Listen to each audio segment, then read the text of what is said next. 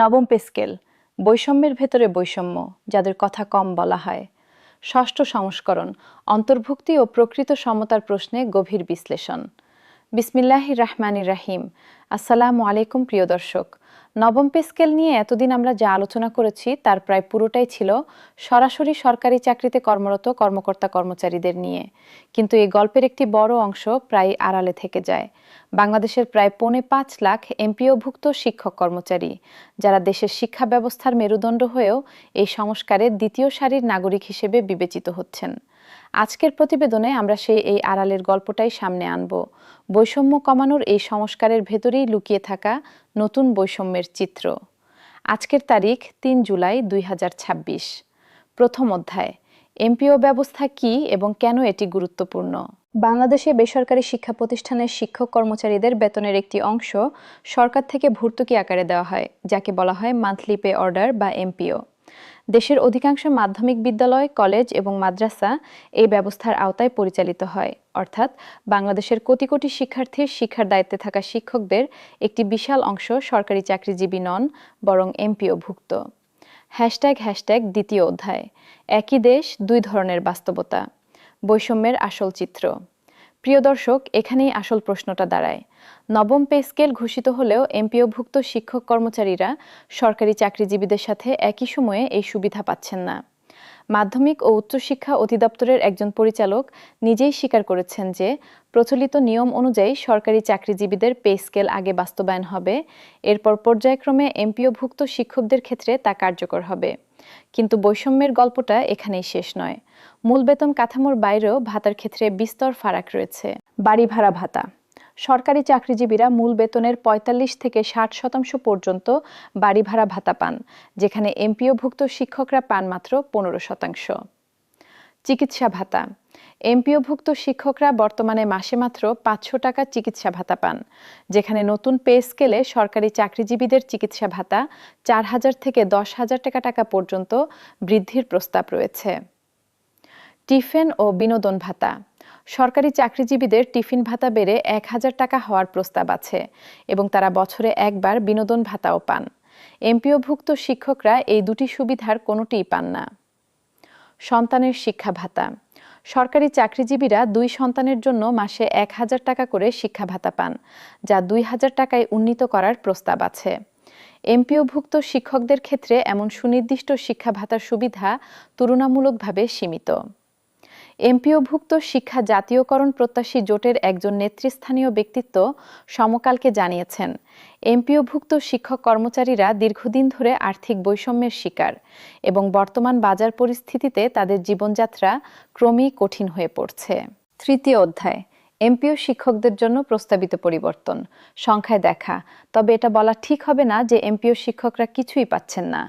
বেতন কমিশনের সুপারিশ অনুযায়ী চতুর্থ গ্রেডভুক্ত এমপিও শিক্ষা প্রতিষ্ঠানের অধ্যক্ষদের বর্তমান ৫০,০০০ টাকা মূল বেতন ৫০% বৃদ্ধি পেয়ে ৭৫,০০০ টাকা হতে পারে। দশম গ্রেডভুক্ত একজন সহকারী শিক্ষকের ক্ষেত্রে বর্তমানে ১৬,০০০ টাকা মূল বেতনের বিপরীতে ভাতাসহ মোট ২২,০০০ টাকা পাচ্ছেন।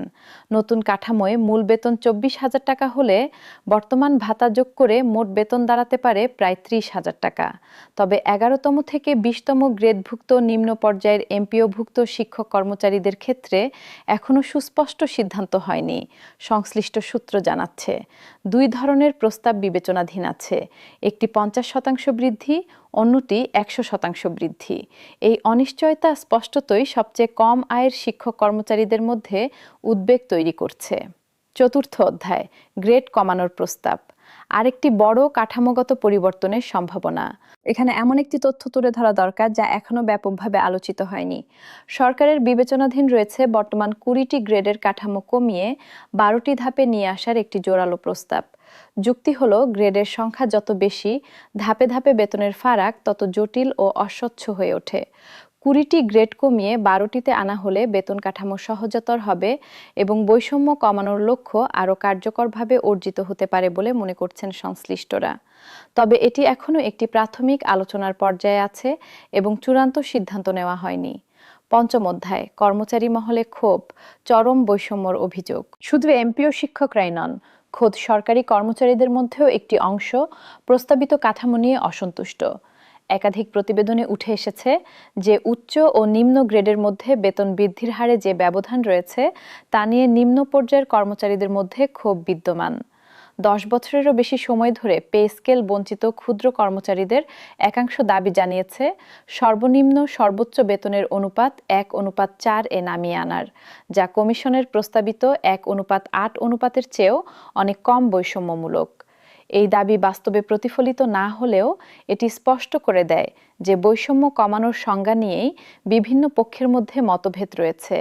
সরকার যা যথেষ্ট মনে করছে, ক্ষুদ্র কর্মচারীদের একাংশ তা যথেষ্ট মনে করছেন না। ষষ্ঠ অধ্যায়, রাজস্ব ঘাটতির নতুন মাত্রা, 1 লাখ কোটি টাকা ছাড়াল। এমপিও শিক্ষকদের নিয়ে সাম্প্রতিক প্রতিবেদনগুলোর পাশেই উঠে এসেছে আরেকটি উদ্বেগজনক তথ্য। চলতি অর্থবছরে বাংলাদেশের রাজস্ব ঘাটতি ইতিমধ্যে 1 লাখ কোটি টাকা ছাড়িয়ে গেছে। এই তথ্য আমাদের আগের পর্বে আলোচিত সামষ্টিক অর্থনৈতিক চাপের বাস্তবতাকেই আরও জোরালোভাবে সামনে নিয়ে আসে। যখন রাজস্ব ঘাটতি এত বিশাল, তখন এমপিও শিক্ষকদের মতো একটি বিশাল জনগোষ্ঠীর জন্য অতিরিক্ত বরাদ্দ জোগাড় করা সরকারের জন্য আরও কঠিন হয়ে দাঁড়ায়। সপ্তম অধ্যায়, কেন এই বৈষম্য? গুরুত্বপূর্ণ কেউ প্রশ্ন করতে পারেন, এমপিও শিক্ষকরা তো সরাসরি সরকারি চাকরিজীবী নন, তাহলে তাদের সাথে বৈষম্যের প্রশ্ন কেন আসছে? উত্তরটা লুকিয়ে আছে বাস্তবতায়। এই শিক্ষকরাই দেশের কোটি কোটি শিক্ষার্থীকে পড়াচ্ছেন, জাতি গঠনের কাজে সরাসরি ভূমিকা রাখছেন, অথচ তাদের বেতন ভাতার মান সরকারি সমপর্যায়ের কর্মচারীদের তুলনায় উল্লেখযোগ্যভাবে কম। একজন এমপিওভুক্ত সহকারী শিক্ষক আর একজন সরকারি অফিস সহকারীর দায়িত্ব ও যোগ্যতার মধ্যে তুলনা করলে বেতন ভাতার এই ফারাক ন্যায্যতার প্রশ্ন তোলে। একই সাথে নিম্ন গ্রেডের সরকারি কর্মচারীদের মধ্যে যে ক্ষোভ, তা থেকে বোঝা যায় শুধু গড় শতাংশ বৃদ্ধি দেখিয়ে বৈষম্য কমানোর দাবি করলেই সমস্যার সমাধান হয় না। বাস্তবে প্রতিটি স্তরের অভিজ্ঞতা আলাদা। অষ্টম অধ্যায়, একটি সুষম সমাধানের সম্ভাব্য রূপরেখা।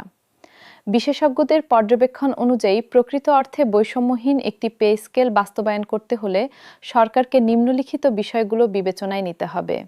1. এমপিওভুক্ত শিক্ষক কর্মচারীদের জন্য সরকারি কর্মচারীদের সাথে সময়ের ব্যবধান যতটা সম্ভব কমিয়ে আনা। 2. বাড়ি ভাড়া, চিকিৎসা ও অন্যান্য ভাতার ক্ষেত্রে এমপিও ও সরকারি কর্মচারীদের মধ্যে ব্যবধান ধীরে ধীরে কমিয়ে আনার একটি সুস্পষ্ট সময়সূচি নির্ধারণ। 3. নিম্ন গ্রেডের 11 থেকে 20 কর্মচারী ও শিক্ষকদের জন্য বেতন বৃদ্ধির হার নিয়ে অস্পষ্টতা দ্রুত দূর করা। 4. গ্রেড কাঠামো সরলীকরণের প্রস্তাব 20 থেকে 12 গ্রেডে নিয়ে ব্যাপক পরামর্শের ভিত্তিতে সিদ্ধান্ত নেওয়া, যাতে নতুন কোনো অসঙ্গতি তৈরি না হয়। নবম অধ্যায়, সমাপনী বিশ্লেষণ। প্রিয় দর্শক, নবম পে স্কেলের গল্পটা যতটা সরল মনে হয়, বাস্তবে ততটা নয়। এটি শুধু সরকারি কর্মচারীদের বেতন বাড়বে এই একরৈখিক বর্ণনায় সীমাবদ্ধ রাখা ঠিক নয়। এর ভেতরে রয়েছে বহুস্তরীয় বাস্তবতা, সরকারি ও এমপিওভুক্ত কর্মচারীদের মধ্যে ব্যবধান, উচ্চ ও নিম্ন গ্রেডের মধ্যে ব্যবধান এবং প্রতিশ্রুতি ও বাস্তবায়ন সক্ষমতার মধ্যে ব্যবধান। একটি প্রকৃত ন্যায্য বেতন কাঠামো তখনই সম্পূর্ণ হবে যখন এই সংস্কার শুধু সংখ্যাগরিষ্ঠ সরকারি চাকরিজীবীদের মধ্যেই সীমাবদ্ধ না থেকে দেশের শিক্ষা ব্যবস্থার মেরুদণ্ড এই এমপিওভুক্ত শিক্ষক কর্মচারীদের মর্যাদাও একইভাবে নিশ্চিত করবে। দেশের প্রতিটি সরকারি কর্মকর্তা কর্মচারী, পেনশনভোগী এবং এমপিওভুক্ত শিক্ষক কর্মচারীর প্রতি আমাদের আন্তরিক শুভকামনা। আশা করি এই সংস্কার প্রকৃত অর্থেই সবার জন্য ন্যায্য হয়ে উঠবে। ধন্যবাদ সবাইকে। আল্লাহ হাফেজ। তথ্যসূত্র: মাধ্যমিক ও উচ্চশিক্ষা অধিদপ্তর, জাতীয় বেতন কমিশনের সুপারিশ সংক্রান্ত প্রতিবেদন এবং সংশ্লিষ্ট সংবাদ মাধ্যমের প্রতিবেদন, ফেব্রুয়ারি থেকে জুন 2026। এমপিওভুক্ত শিক্ষকদের ভাতা সংক্রান্ত সংখ্যা প্রস্তাবিত পর্যায়ের তথ্যের ওপর ভিত্তি করে তৈরি। চূড়ান্ত সিদ্ধান্তের জন্য সংশ্লিষ্ট মন্ত্রণালয়ের আনুষ্ঠানিক প্রজ্ঞাপন অনুসরণ করা আবশ্যক।